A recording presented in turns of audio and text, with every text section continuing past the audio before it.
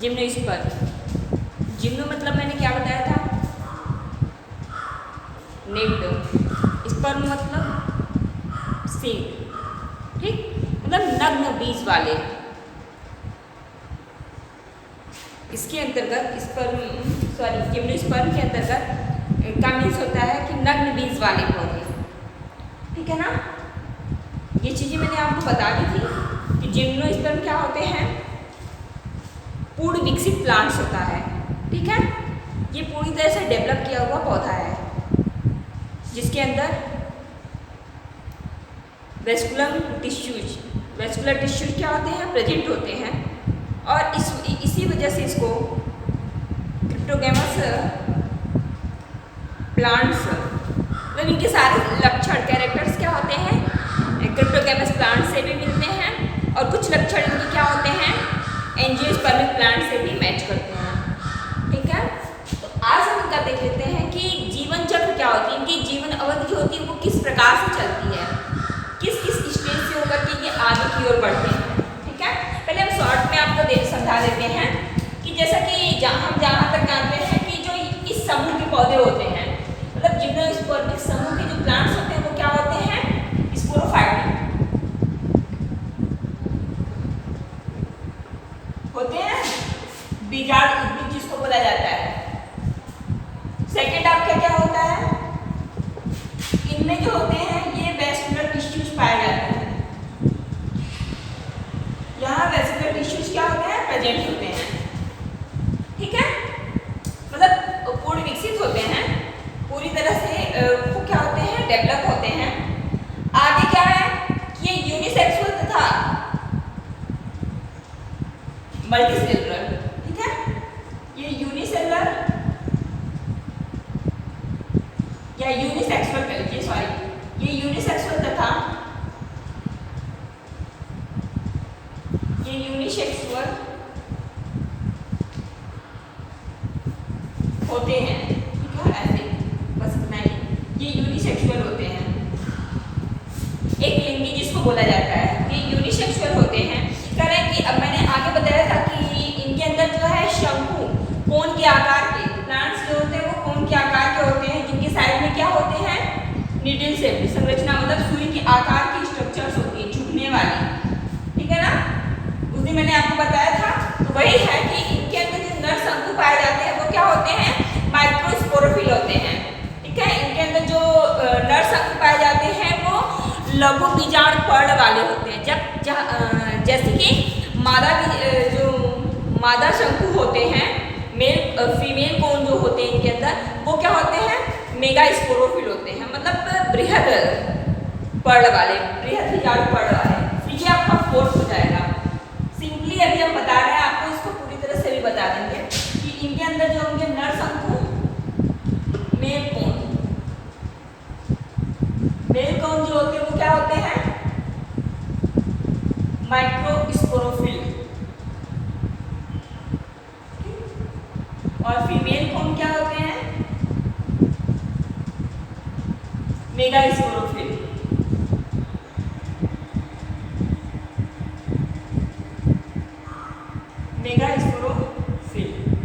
ठीक, मतलब नर शंकु जो होता है वो लघु बीजाणु पर्ण वाला होता है, और मादा कोन शंकु जो होते हैं वो बृहद बीजाणु पर्ण वाले होते हैं, ठीक है।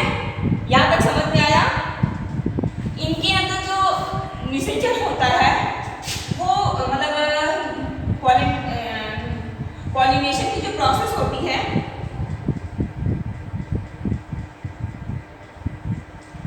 पॉलिनेशन की जो प्रोसेस होती है, क्रियाएं होती है, वो कैसी होती हैं, हवाओं के द्वारा होती हैं, वायु द्वारा, एयर के द्वारा, ठीक है, ये हवाओं के द्वारा होती हैं।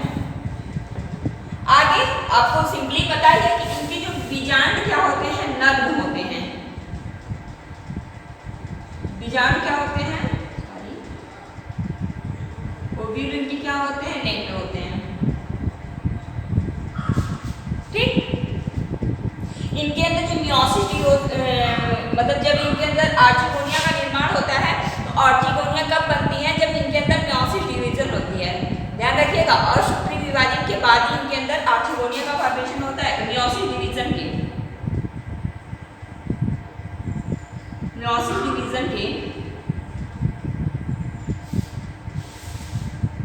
बाद आर्चिगोनिया, आर्चिगोनिया मीन्स स्त्रीधानी बोला जाता है। आर्चिगोनिया का निर्माण होता है या फॉर्मेशन ऑफ आर्चिगोनिया, ठीक है। आर्चिगोनिया का क्या होता है, निर्माण होता है, ठीक है ना। ये आपके इसमें इंपॉर्टेंट है। अभी जो भी आप पढ़ेंगे इनकी लाइफ साइकिल वो ऐसे ही चलेगी ना कि मतलब पहले क्या होते हैं, फिर उसके बाद क्या होते हैं, फिर उनके बाद क्या प्रोसेस आती हैं। तो ये सारे प्रोसेस से तो मिलकर उनकी लाइफ साइकिल बनाती है। जैसे हमारा अगर हमें पूछा जाए कि मेरी लाइफ साइकिल क्या है, तो मेरी जो दैनिक रूटीन होगी वही तो हमारी लाइफ साइकिल होगी। उसी तरह प्लांट्स की भी जो क्रियाएं होंगी, जो वो एक्टिविटी करती होंगी, जैसे उनके अंदर प्लांट्स के अंदर चेंजिंग आती जाएंगी, वही तो उनकी लाइफ साइकिल होगी। जीवन चक्र ही तो है लाइफ साइकिल इंग्लिश में, ठीक।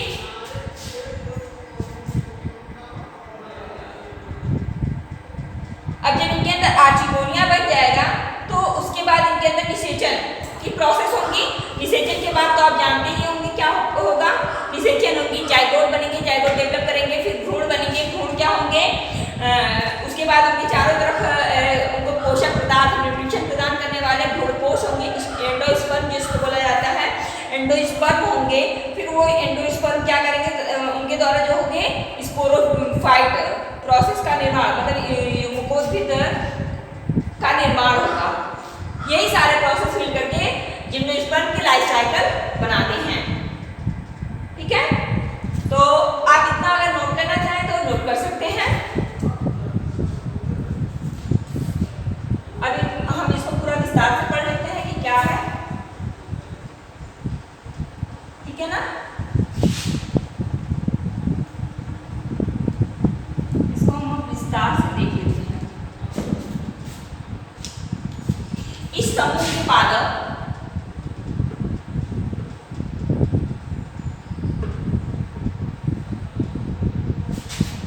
क्या होते हैं, स्पोरोफाइट या गैमेटोफाइट, स्पोरोफाइट बीजाणु उद्भिद होते हैं।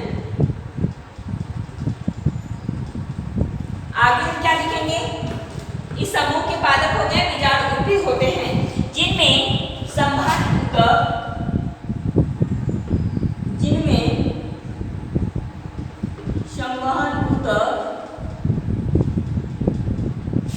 पूर्ण विकसित होता है, पूर्ण विकसित होता है, ठीक है। समझ में आ गया क्या प्रोसेस हुई। अभी जो मैंने समझाया वही सब चीजें हैं। कह रहे हैं कि बीजाणु उद्भिद एक लिंगी होते हैं, मतलब स्पोरोफाइट।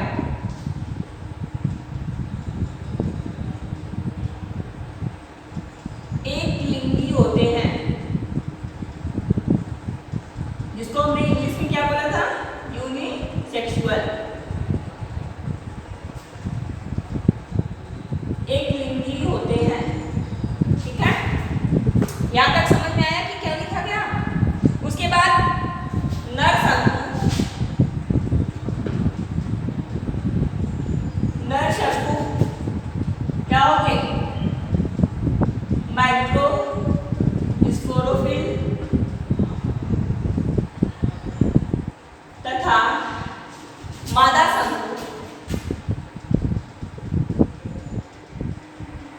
मादा शंकु क्या होंगे, मेगा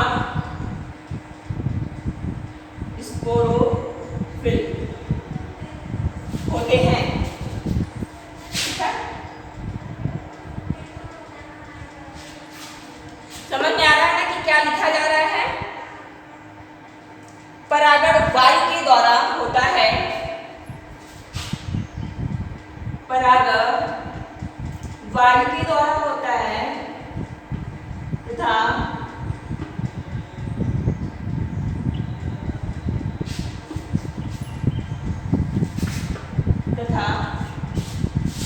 बीजांड नग्न होते हैं,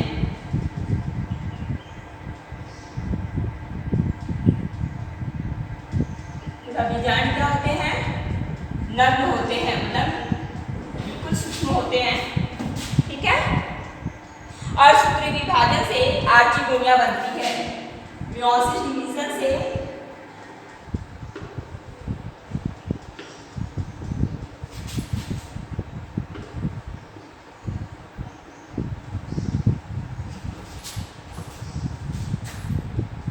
मियोसिस डिवीजन से आर्चिगोनिया बनती हैं। ठीक, यहाँ तक समझ में आया? जिसमें एक अणु पाया जाता है, मतलब आर्चिगोनिया का फॉर्मेशन हुआ, निर्माण हो गया, अब उसमें एक अणु पाया जाएगा जिसमें एक अणु पाया जाता है। वही क्या करेंगी? निषेचन के बाद गुण का निर्माण करेंगी। पाया जाता है निषेचन के पश्चात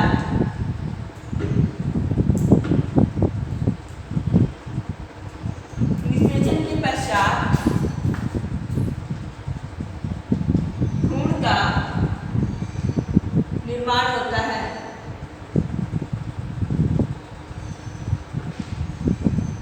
ठीक, निषेचन के पश्चात भ्रूण का निर्माण होता है। भ्रूणपोष अगुणित होता है, यानी कि जो भ्रूणपोष होता है उनको न्यूट्रिशन प्रदान करने वाले वो क्या होते हैं? भ्रूणपोष हैप्लॉइड होते हैं।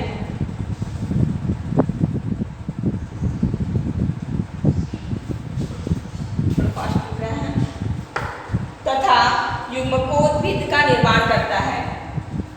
जो हैप्लॉइड होंगे वो क्या करेंगे? गैमेटोफाइट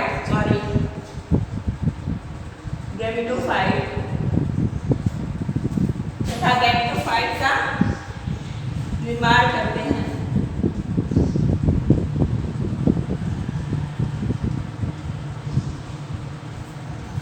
समझ में आ गया ना क्या बोला गया? कह रहा है कि ये जो समूह होते हैं ये क्या होते हैं? बीजाणुउद्भिद होते हैं, जिनमें समानुत्तर पूर्ण विकसित होते हैं। बीजाणुउद्भिद यूनिसेक्सुअल होते हैं। इनमें नर शंकु माइक्रोस्पोरोफिल तथा मादा शंकु मेगास्पोरोफिल होते हैं। ठीक है, इनके अंदर परागण वायु द्वारा होते हैं तथा बीजाणु जो होते हैं वो नग्न होते हैं।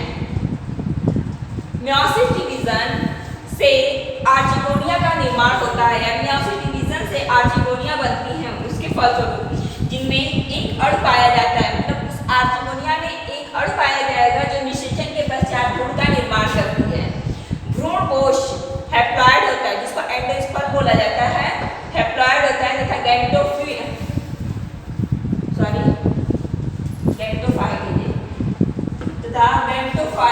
का निर्माण करता है।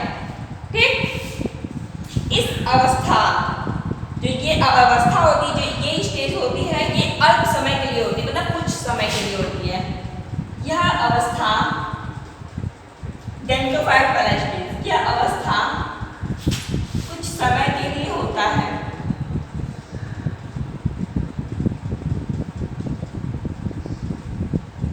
यह अवस्था कुछ समय के लिए होता है, जिसके अंकुरण से पुनः बीजाणुउद्भिद का निर्माण हो जाता है। बोला ना कि ये गैमेटोफाइट स्टेज क्या होता है? बिल्कुल कम टाइम के लिए होता है, और तत्पश्चात कुछ समय पश्चात क्या होते हैं? पुनः स्पोरोफाइट का निर्माण हो जाता है, जिसके अंकुरण से स्पोरोफाइट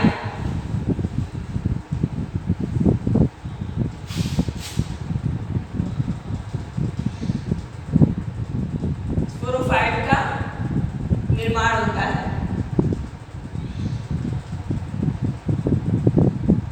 आगे समझ में? अब हम क्या देख लेते हैं कि ये इनकी जो स्टेज होती है वो किस किस, मतलब इनका लाइफ साइकिल अब देख लेते हैं कि कहाँ से इनका निर्माण हो रहा है, क्या बन रहा है। ठीक है,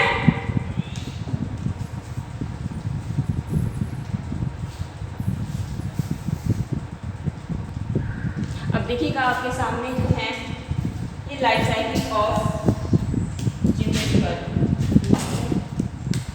डायग्राम मैंने बना रखी है। लाइफ साइकिल ऑफ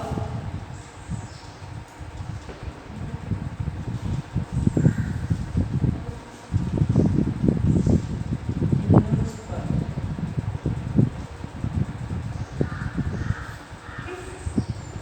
इसका लाइफ साइकिल है जिम्नोस्पर्म का, जिसमें आपको सबसे ऊपर दिख रहा होगा, ये आपको दिख रहा है, ये आपका जिम्नोस्पर्म में मेन प्लांट्स है, मतलब अनावृत बीजी पौधे का जो है ये मेन प्लांट्स है।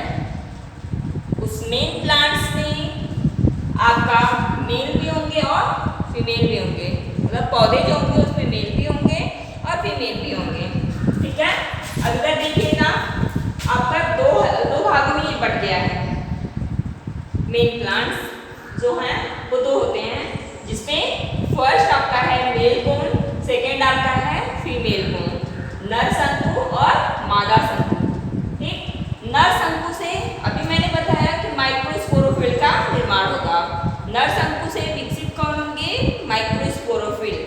माइक्रो मतलब लघु बीजाणु कण, जहाँ से कि फीमेल कोन से मेगा स्पोरोफिल का निर्माण होगा, मतलब बृहद बीजाणु कण। पुनः वहाँ से कहाँ से? माइक्रोस्पोरोफिल से माइक्रोस्पोरेंजिया का निर्माण होगा और मेगास्पोर से मेगास्पोरेंजिया का निर्माण होगा। ध्यान से पढ़िएगा क्योंकि लाइफ साइकिल बहुत इंपॉर्टेंट है, अक्सर ही लाइफ साइकिल पूछ लिया करता है, आपका 6 या 7 नंबर से बनता है क्वेश्चन। ठीक है, अब यहाँ माइक्रोस्पोरेंजिया से क्या वो धीरे धीरे डेवलप किया और माइक्रोस्पोर मदर सेल एक माँ के रूप में विकसित हो गया, मतलब माँ का रोल करने लगा। फिर यहाँ क्या होगा? मेगास्पोर मदर सेल का निर्माण किया। ये मेगास्पोर बृहद मदर सेल का निर्माण किया या गुरु बीजाणु पढ़कर कार्य करने लगा। ठीक है ना, उसके बाद इन दोनों के अंदर क्या होगा? अर्धसूत्री विभाजन। अभी जस्ट मैंने बताया कि जब वो डेवलप कर लेंगे तो उनके अंदर अर्धसूत्री विभाजन होगा, जिसके फलस्वरूप क्या बनेंगी? आर्चिगोनिया बनेंगी। अभी बोला ना, तो अब देखिएगा इनके अंदर मियोसिस डिवीजन हो रहा है, यहाँ हमने लिख रखा है मियोसिस डिवीजन। मियोसिस डिवीजन के फलस्वरूप क्या होंगे? माइक्रोस्पोर मदर सेल से आपका माइक्रोस्पोर का निर्माण होगा और मेगास्पोर मदर सेल से मेगास्पोर का निर्माण होगा। ठीक है, माइक्रोस्पोर जो होंगे वो ग्रोथ करेंगे और ओव्यूल का निर्माण करेंगे, जबकि मेगास्पोर क्या करेंगे? पॉलन ट्यूब का निर्माण करेंगे, सॉरी पॉलन ग्रेन परागकण का निर्माण करेंगे। ठीक है, अब ये ओव्यूल और पॉलन ग्रेन जो हैं इन दोनों के अंदर फ्यूजन और पॉलिनेशन, मतलब ये आपस में फ्यूज करेंगे, संयुग्मित होंगे और निषेचित होंगे। ठीक है, संयुग्मित होंगे और निषेचित होंगे और ओव्यूल क्या करेगा? आर्चिगोनियम का निर्माण करेगा और इन सभी के द्वारा क्या होगा? इन दोनों प्रोसेस मतलब ये जब संयुग्मित हो जाएंगे उसके फलस्वरूप यहाँ क्या होंगे? ओवा का निर्माण हो जाएगा। ठीक है, यहाँ ओवा का निर्माण हो जाएगा। अब ये जब ओवा बन गया तो ये ग्रोथ करेगा, इनके अंदर ग्रोथ होगा तो ये जाइगोट का फॉर्मेशन करेंगे, जैसा कि जो जाइगोट होते हैं वो डिप्लॉयड कंडीशन में होते हैं। ठीक है, आप सभी को पता है कि जब ओवा बन गया, ठीक है, ओवा का निर्माण हो चुका है, तो अब ये फ्यूज कर चुके हैं स्पर्म के साथ में, तो यहाँ क्या होंगे? जाइगोट का फॉर्मेशन हो गया, वो जाइगोट डिप्लॉयड होता है। अब ये जाइगोट क्या होगा? अब देखिएगा यहाँ तक की जो स्टेज थी आपको दिख रही होगी, मियोसिस डिवीजन से लेकर के ओवा तक बनने तक की प्रोसेस जो होगी वो गैमेटोफाइट जनरेशन कहलाएगी। क्या कहलाएगी? गैमेटोफाइट।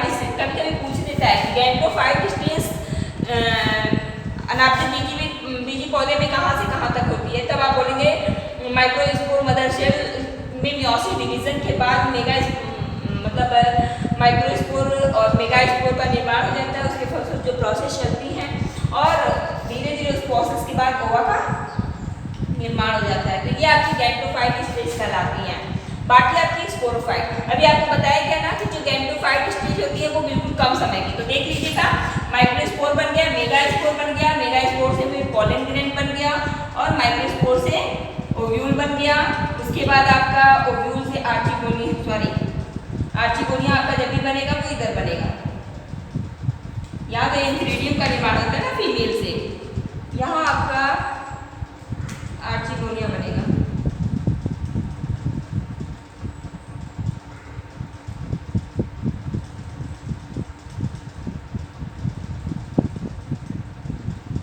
ठीक, ओव्यूल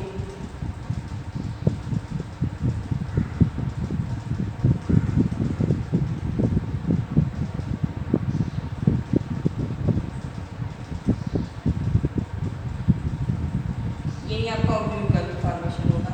ठीक है, अब ओवा का निर्माण हो जाएगा, उसके बाद ये जाइगोट बनाएंगे और जाइगोट डेवलप करेगा, एम्ब्रियो का निर्माण होगा, एम्ब्रियो से सीड बनेगा, सीड और जर्मिनेट करके मेन प्लांट्स में विकसित हो जाएगा। ठीक है।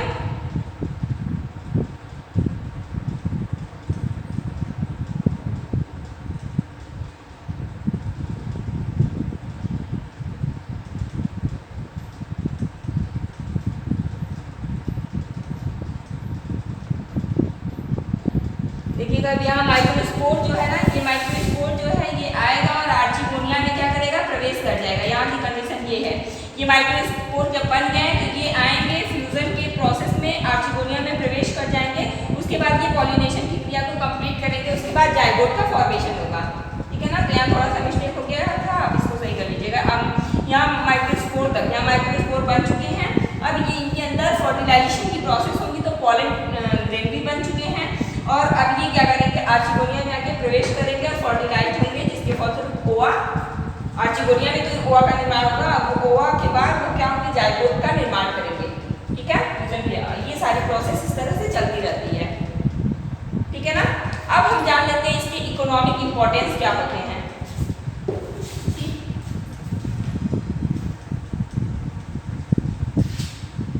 इसका इकोनॉमिक इंपॉर्टेंस हम पढ़ेंगे जिम्नोस्पर्मिक प्लांट्स का। जिम्नोस्पर्मिक प्लांट्स होते हैं, उनके आर्थिक महत्व होते क्या क्या है, उनके बारे में हम जरा सा देख लेते हैं। जैसा कि जिम्नोस्पर्मिक प्लांट्स में आपका साइकस आता है। ठीक है ना। साइकस ही आपका कोन के समान की संरचना होती है।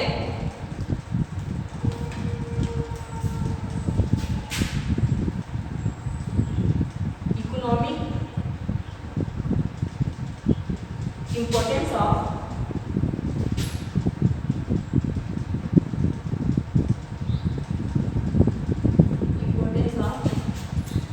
gymnosperm।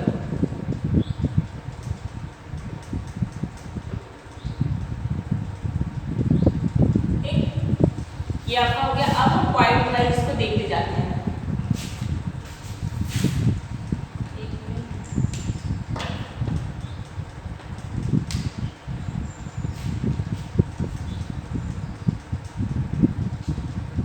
जैसा कि फर्स्ट आपका है कि जो पाइनस होते हैं, पाइनस भी इसी के अंतर्गत जिम्नोस्पर्मिक प्लांट्स है। पाइनस की विभिन्न जातियों से, पाइनस की कई जाति पाई जाती है, तो विभिन्न जातियों से तारपीन के तेल प्राप्त किए जाते हैं। तारपीन के तेल प्राप्त किए जाते हैं। मतलब ये जो पाइनस का विभिन्न पौधा होता है, जो विभिन्न प्लांट्स होते हैं, उनसे तेल प्राप्त किए जाते हैं। ये तारपीन के तेल जो होते हैं वो इन्हीं प्लांट्स से क्या होते हैं, बनाए जाते हैं। ठीक है ना। समझ में आ रहा है। और देख लीजिएगा पाइनस का प्रयोग कहाँ किया जाता है। पाइनस का प्रयोग क्रॉफ्ट पेपर बनाने में भी किया जाता है।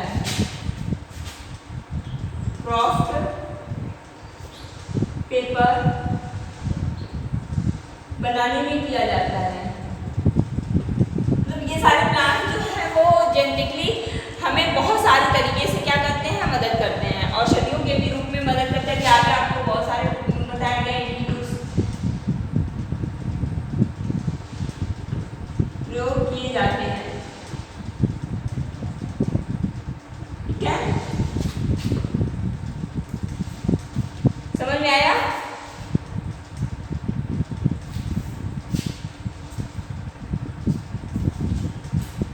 तीसरा हम देख लेते हैं। साइकस की कुछ विभिन्न प्रजातियां होती हैं जिसको घर के डेकोरेशन के लिए भी प्रयोग किया जाता है। साइकस की विभिन्न प्रजातियों को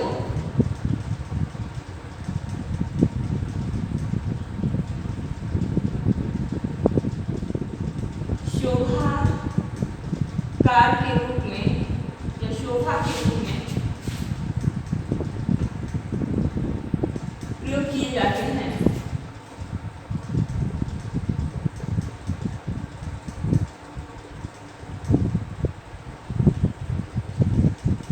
ठीक है।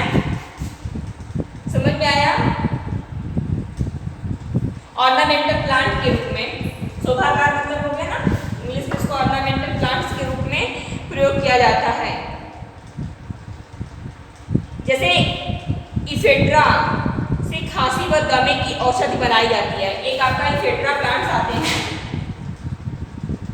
इफेड्रा से खांसी व दमे की औषधि बनाई जाती है।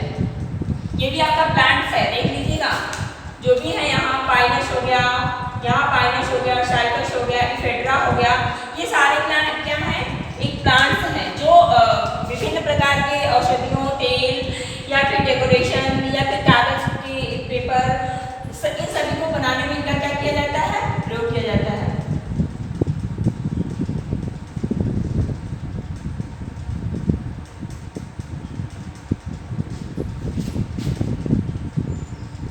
बनाने में प्रयोग किया जाता है, ठीक है। एक पॉइंट और हम देख लेते हैं कि क्या होते हैं।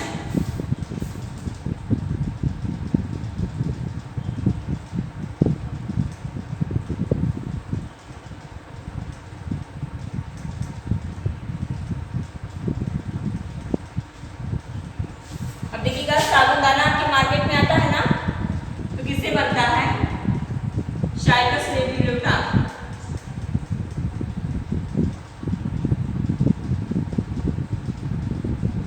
शाइकस रिवोल्यूटा से साबूदाना बनाया जाता है। इसीलिए साबूदाना को व्रत में खाया जाता है, ठीक है, फलाहार होता है। साबूदाना बनाया जाता है।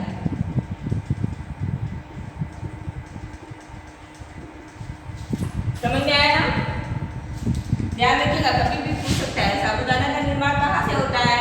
तो शाइकस रिवोल्यूटा से होता है।